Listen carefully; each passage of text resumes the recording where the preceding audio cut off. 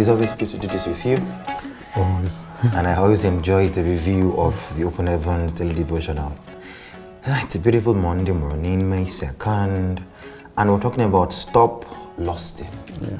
Stop lusting, basically. So we're reading from Matthew chapter 5, the 27th verse to the 30th verse. Please, can you read that for us? Okay, I'll be reading from the King James Version. Thank you. Matthew chapter 5, verse 27 to 30. Ye have heard that it was said by them of old time, Thou shalt not commit adultery. But I say unto you, that whosoever looketh on a woman to lust after her hath committed adultery with her already in his heart. And if thy right eye offend thee, pluck it out and cast it from thee. For it is profitable for thee that one of thy members should perish, and not that thy whole body should be cast into hell. And if thy right hand offend thee, cut it off and cast it from thee. For it is profitable that for thee that one of thy members should perish, and not that thy whole body should be cast into hell. Hellfire. Wow. Wow. So I remember verse taken from Job 31 verse 1. And I like it because it spells discipline. It says, I have made a covenant with my eyes. Why then should I think upon a maid? Think upon a maid. So how can you explain that to us? As a matter of fact, you could replace the word think there with lust, really.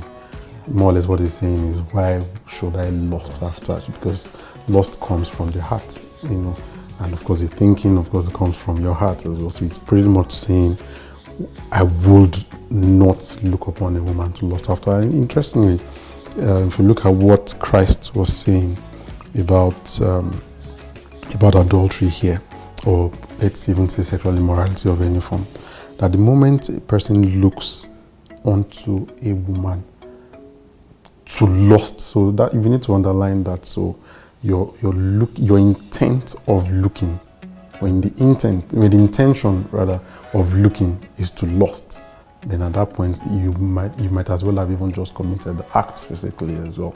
Okay. So what the essence of this is, quite a number of people would not go ahead to commit the act physically, but what goes on in the heart, that's what is actually being addressed here. Yeah, that's very true. Yes. And lust speaks essentially to a craving, a desire, a yearning, a very strong yearning, a thirsting for something usually that is untoward, or something that you shouldn't even want, like a desire for something that you shouldn't be involved in. And so Christ is telling us here that it's not just about you refraining from doing it physically. What is your heart doing? Now, after that, the Lord went further to say a number of things here that about what the kind of movies we watch. Are there things that would prompt or even promote lusting?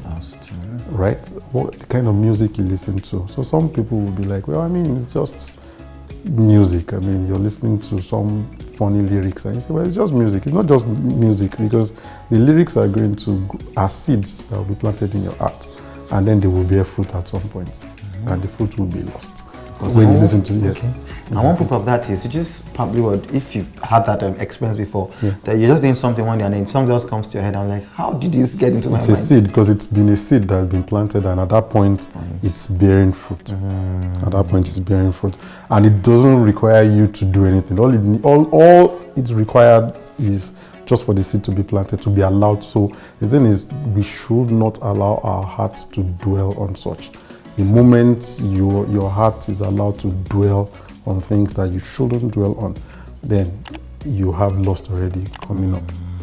And it says in the opening line here that many Christians claim not to be not to be committing sexual sins because they're not physically having illicit affair with anyone. But then, like you said, that's what starts from the mind. But I've had that school of thought a lot of times. And I'm just but now thank God for the devotional today that we're looking at, and say there are many ways by which the eyes can corrupt the whole body. The kind of, like you said, movies, TV shows that we watch, the kind of things we do, and then even on the street and on the roads, the kind of music that they play. But the thing is, not allowing yourself to dwell on it. So they would come. The devil has that, it can shoot the darts, it can shoot the seeds into your heart. But what does it meet in your heart? Is your heart, is it properly guarded? And the only thing that can guard your heart really, is the word of God. The word of God, yeah. So think about it like this armory that's designed to capture missiles.